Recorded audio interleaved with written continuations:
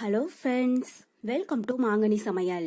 இன்னைக்கு நம்ம மாங்கனி சமையல்ல பேக்கரி ஸ்டைல்ல ரொம்பவே சாஃப்டான மைசூர் பாகு எப்படி பண்றதுன்னு பார்க்கலாம். இந்த மைசூர் பாகு பண்றதுக்கு நெய் வந்து அதிகமா தேவைப்படாதுங்க, குறைவா தான் தேவைப்படும். ஆனா மைசூர் பாகு பாத்தீங்கன்னா ரொம்பவே சாஃப்டா, வாயில வச்சதும் கரைஞ்சி போயிடும். அந்த அளவுக்கு டேஸ்ட் ரொம்ப ரொம்ப நல்லா இருக்கும். சரி வாங்க, இப்ப பேக்கரி ஸ்டைல்ல மைசூர் பாகு எப்படி பண்றதுன்னு பார்க்கலாம். மைசூர் பாகு பண்றதுக்கு 1 கப் கடலை மாவு எடுத்துருக்கங்க. இது ஒரு சல்லடையில நல்லா சலிச்சு எடுத்துக்கலாம். 1 கப் அப்படிங்கிறது 200 கிராம் அளவு. சின்னதா ஏதாவது கட்டி இருந்துச்சுன்னா கூட இது மாதிரி உடச்சி விட்டு சலிச்சுக்கோங்க. பாருங்க, இப்ப எல்லா மாவையுமே சலிச்சு எடுத்தாச்சு. இதை வேற ஒரு கடாய்க்கு மாத்திரலாம். வறுத்த கடலை மாவை ஒரு கடாய்க்கு மாத்திட்டு ஸ்டவ் வந்து மீடியம் ஹீட்ல வச்சு ஒரு 5 நிமிஷத்துக்கு நல்லா ஸ்மெல் வர அளவுக்கு வறுத்துக்கோங்க. ஹைல வச்சு வறுக்க வேண்டாங்க, சிம்ல வச்சு வருங்க. அப்பதான் கடலை மாவு ஒரே மாதிரி நல்லா வறுப்படும். நம்ம கடலை மாவை வறுக்காம மைசூர் பாகு செஞ்சோம்னா நமக்கு மைசூர் பாகு வந்து கடலை மாவுடைய ஸ்மெல் வருங்க. இது மாதிரி வறுத்துட்டு செய்யற போதுதான் நமக்கு மைசூர் பாகு ரொம்பவே டேஸ்டியா இருக்கும். பாருங்க, இப்ப கடலை மாவு நல்லா வறுப்பட்டு நல்லா ஸ்மெல் வர ஆரம்பிச்சிடுச்சு. அது வேற ஒரு பிளேட்டுக்கு மாத்திரலாம். அடுத்தது 1 கப் அளவுக்கு ரிஃபைண்ட் ஆயில் எடுத்திருக்கங்க. அதுல நம்ம வறுத்து வச்சிருக்கிற கடலை மாவை கொஞ்சம் கொஞ்சமா சேர்த்து கலந்துக்கோங்க. ஃபர்ஸ்டே அதிகமா சேர்த்திடாதீங்க, இது மாதிரி கொஞ்சம் கொஞ்சமா சேர்த்து கட்டி எதுவும் இல்லாம கலந்துக்கோங்க. ரிஃபைண்ட் ஆயில் தாங்க எடுக்கணும். நம்ம வேற கடலெண்ணெயோ நல்லெண்ணெயோ எடுத்தோம்னா நமக்கு அதனுடைய ஸ்மெல் வரும். ரிஃபைண்ட் ஆயில் எடுக்கிற போது அந்த ஸ்மெல் எதுவும் இருக்காது. இப்ப கடலை மாவை ஆயிலோட சேர்த்தி கட்டி எதுவும் இல்லாம நல்லா கலந்தாச்சு. 1 கப் கடலை மாவு எடுத்தீங்கன்னா அதுக்கு 1 கப் அளவுக்கு ஆயில் எடுத்துக்கோங்க. அப்பதான் அளவு சரியா இருக்கும். இப்ப இது ஒரு ஓரமா இருக்கட்டும். இந்த டைம்ல நம்ம சர்க்கரை பாகு ரெடி பண்ணிக்கலாம். அதுக்கு ஒரு கடாயில 1 கப் அளவுக்கு சர்க்கரை சேர்த்துக்கோங்க. கூடவே 1/4 கப் அளவுக்கு தண்ணி சேர்த்துட்டு இதை நல்லா கலந்து விட்டுட்டே இருங்க.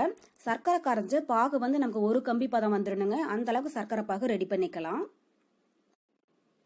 பாருங்க, இப்ப சர்க்கரை நல்லா கரைஞ்சு பாகு ஒரு கம்பி பதம் வர ஆரம்பிச்சிடுச்சு.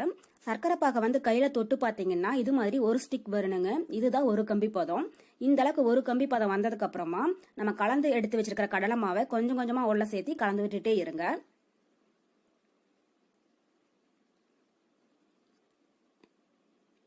சர்க்கரை பாகு கரெக்டா நமக்கு ஒரு கம்பி பதம் வந்துடணுங்க. அப்பதான் மைசூர் பாகு வந்து நமக்கு கரெக்டான பதத்துல கிடைக்கும். சர்க்கரை பாகு கம்பி பதம் வராத முன்னாடியே கடலை மாவு சேர்த்துனோம்னாலும் நமக்கு டேஸ்ட் நல்லா இருக்காது. பாகு வந்து ரொம்பவே முருகிடுச்சுனாலும் மைசூர் பாகு வந்து ரொம்பவே ஹார்டா போயிடும். பாருங்க, இது மாதிரி கடலை மாவு கொஞ்சம் கொஞ்சமா சேர்த்து ஒரு 5 நிமிஷம் நல்லா கலந்து விட்டுட்டே இருங்க. பாத்திரத்துல எல்லாம் ஒட்டாம நல்லா சுருண்டு வர அளவுக்கு. பாருங்க, இப்ப மைசூர் பாகு நமக்கு பாதி அளவுக்கு ரெடி ஆயிடுச்சு. ஓரளவுக்கு திக்காக ஆரம்பிச்சிடுச்சுங்க. இப்ப இது கூட 1/2 கப் அளவுக்கு நெய் வந்து உருக்கி எடுத்து வச்சிருக்கேன். அதை உள்ள சேர்த்துடலாம். நெய் வந்து வெது வெதுப்பான சூட்ல சேர்த்துக்கோங்க. அப்பதான் மைசூர் பாகு வந்து நமக்கு கரெக்டான பதத்திலையும் அந்த கலர்லயும் கிடைக்கும். பாருங்க, இது மாதிரி கொஞ்சம் கொஞ்சமா சேர்த்து கலந்து விட்டுக்கோங்க. இப்ப 1 கப் கடலை மாவு எடுத்தீங்கன்னா அதுக்கு 1 கப் அளவுக்கு சர்க்கரை, 1 கப் அளவுக்கு ரிஃபைண்ட் ஆயில், அப்புறம் 1/2 கப் அளவுக்கு நெய் தேவைப்படும். உங்களுக்கு ஒரு வேளை ஆயில் வேண்டாம் அப்படின்னு நினைச்சீங்கன்னாலும் அதுக்கு ஃபுல் அண்ட் ஃபுல் நீங்க நெய்யே கூட சேர்க்கலாம். நெய் மைசூர் பாகும் வீடியோ வந்து ஏற்கனவே நம்ம சேனல்ல நான் போஸ்ட் பண்ணியிருக்கேன். அதோட ரெசிபி லிங்கும் கீழே டிஸ்கிரிப்ஷன் பாக்ஸ்ல கொடுக்குறேன், நீங்க செக் பண்ணி பாத்துக்கோங்க. பாருங்க, நம்ம விட்ட நெய்யெல்லாம் மைசூர் பாகோட நல்லா சேர்ந்து வந்துடுச்சுங்க. மைசூர் பாகும் பாத்திரத்துல ஒட்டாம நல்லா சுருண்டு வர ஆரம்பிச்சிடுச்சு. இந்த அளவுக்கு கொஞ்சம் இலகன மாதிரி தாங்க இருக்கணும். ஆறுச்சுன்னா நமக்கு கரெக்டான பதத்துல வந்துடும். ரொம்பவே திக்காக விட்டுட்டீங்கன்னா மைசூர் பாகு வந்து கடைசியா உதிர்ந்து போன மாதிரி ஆயிடும். இப்ப இந்த ஸ்டேஜ்ல நம்ம ஸ்டவ் ஆஃப் பண்ணிட்டு வேற ஒரு ட்ரேல நான் ஃபர்ஸ்ட் நெய் தடவி எடுத்து வச்சிருக்கேங்க. அதுக்கு மாத்திரலாம். மைசூர் பாகு ரெடி பண்ற டைம்லயே ஒரு ட்ரேல நெய் தடவி வச்சுக்கோங்க. மைசூர் பாகு ரெடி ஆனதும் உடனே ட்ரேக்கு மாத்திரணுங்க. நம்ம அதே பாத்திரத்திலேயே வச்சிருந்தோம்னா மைசூர் பாகு வந்து நமக்கு லைட்டா ஹார்டாக ஆரம்பிச்சிடும். ட்ரேக்கு மாத்திட்டு இதை லைட்டா சமப்படுத்தி விட்டுக்கோங்க. மெலிசா இருக்கக்கூடாது, கொஞ்சம் மொத்தமா இருக்கிற மாதிரி பாத்துக்கோங்க. அப்பதான் மைசூர் பாகு வந்து நமக்கு உள்ள அந்த டார்க் கலர் கிடைக்கும். இது ஒரு 10 நிமிஷம் ஆறட்டுங்க. லைட்டா வெது வெதுப்பா இருக்கிற போது பீஸ் போட்டு எடுத்துக்கலாம். இருக்கட்டும்.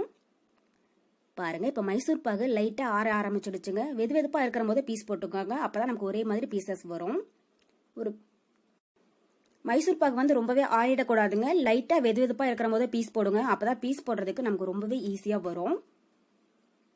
பாருங்க, மைசூர் பாகு கட் பண்றதுக்கு ரொம்பவே சூப்பரா இருக்கு. அவ்வளவு சாஃப்டா இருக்குங்க. இதுல நெய் நம்ம அதிகமா சேர்க்காததுனால நமக்கு மைசூர் பாகு எவ்வளவு சாப்பிட்டாலும் திகட்டாது. ஆனா மைசூர் பாகு பாத்தீங்கன்னா நெய் மைசூர் பாகு மாதிரியே ரொம்பவே சாஃப்டா சூப்பரா இருக்கும்.